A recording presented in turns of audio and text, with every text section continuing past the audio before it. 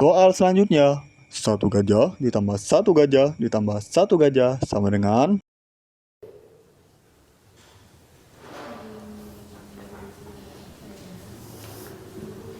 Mukidi. Jawabannya 2 gajah, Pak Guru.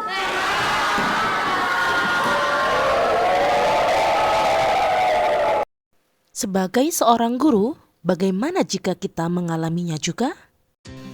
Kami akan membahas kasus 2. Rina adalah seorang guru di kelas 1 SD. Sebagian besar peserta didiknya belum bisa berhitung dengan lancar. Rina sedang memikirkan cara yang sesuai untuk membantu peserta didik menyelesaikan tantangan belajarnya. Menurut Anda, apa yang dapat Rina lakukan untuk membantu peserta didiknya sesuai dengan tahapan perkembangan usia? Mengapa Anda menyerahkan hal tersebut? Elaborasi jawaban Anda dengan menyertakan teori yang berkaitan. Sebelum mencari solusi tentang masalah yang dihadapi Rina, kita harus tahu karakteristik dan background peserta didik. Menurut Jean Piaget, seorang ahli biologi dan psikologi, tahapan perkembangan anak itu dibagi menjadi 4 tahapan, di mana yang pertama ada tahap sensori. Perkembangan kognitif pada tahapan ini terjadi pada usia 0 sampai 2 tahun, di mana pada tahapan ini anak itu mulai mengenal segala sesuatu yang ada di lingkungannya melalui panca inderanya. Yang kedua itu ada tahap praoperasional. Nah, pada tahapan ini terjadi pada usia 2 sampai 7 tahun, di mana anak-anak itu mulai memiliki naluri untuk memecahkan masalah yang dihadapinya, berpikir dengan tidak logis, egosentris, atau menilai segala sesuatu itu yang ada di sekitarnya sesuai dengan kehendaknya dan menganggap sesuatu hidup seperti dirinya dan belum memahami hubungan sebab akibat. Nah, di mana pada tahapan praoperasional ini ada 5 perilaku utama yang ditunjukkan oleh anak-anak.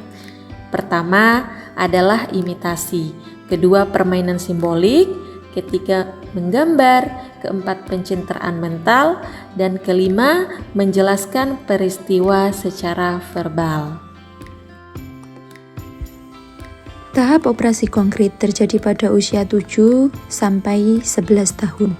Pada tahap ini, anak sudah dapat melakukan pemilihan, pengurutan, mempertahankan ingatan, dan memahami hubungan secara logis serta memahami hal-hal konkret dan bahasa verbal.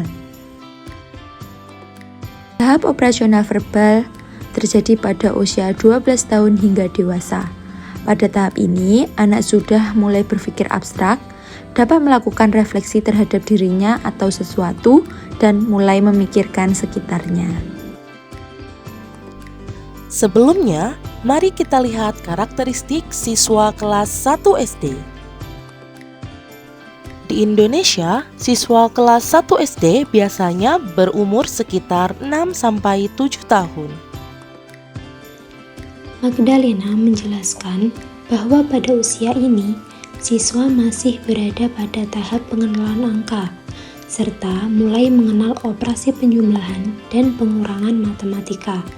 Tidak disarankan untuk mengenalkan operasi perkalian dan pembagian.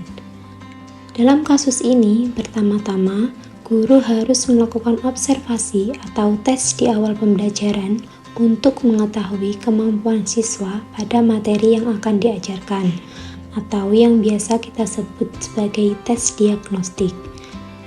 Sebelum siswa menjawab penjumlahan atau pengurangan matematika, pastikan siswa telah mengenal angka dengan baik. Jika memang ada beberapa siswa yang belum tuntas, aktifkan ingatan siswa tentang angka terlebih dahulu. Solusi lain yang dapat dilakukan ialah menggunakan benda-benda nyata yang ada di sekitar kita untuk membuat imajinasi siswa lebih terbentuk. Nah, berdasarkan Bu Juri, pada anak usia 6-7 tahun, siswa dapat mengenal angka secara simbolik. Nah, dari situ guru dapat menggunakan alat peraga seperti jari, gambar, bola, dan benda lainnya yang dapat digunakan. Dengan menggunakan alat bantu seperti sempoa dan mainan edukatif, dapat membantu anak belajar lebih cepat.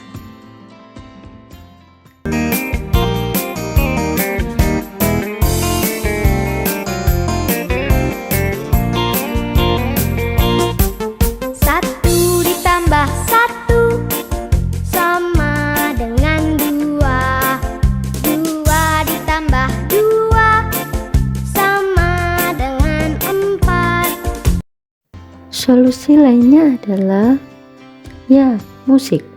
Berdasarkan penelitian yang dilakukan oleh Hurwitz, Wolf, Portnik, dan Kokas, kelas yang diberi pelajaran musik memiliki perkembangan pembelajaran yang lebih cepat daripada kelas yang tidak diberi pelajaran musik. Jason Heimowitz dari University of Chicago juga menjelaskan bahwa musik dapat meningkatkan intelijensi, memperbaiki konsentrasi, dan membangun motivasi positif anak.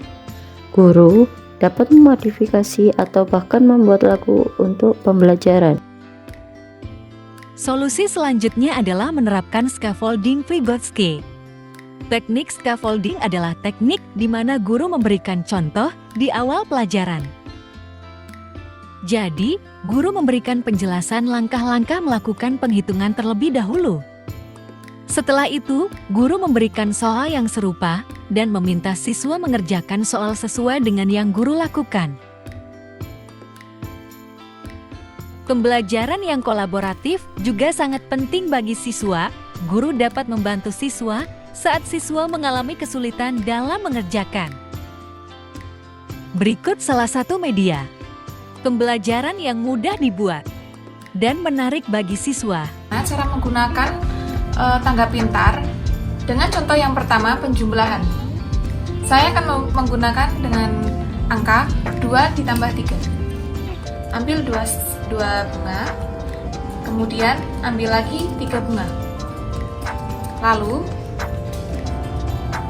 2 ditambah 3, yang bunga 2 ditancapkan ke tangga pintar. 1, 2. Kemudian yang 3, bunga 3 yang lain ditancapkan lagi. 1, 2, 3. Kita akan melihat hasilnya di angka 5.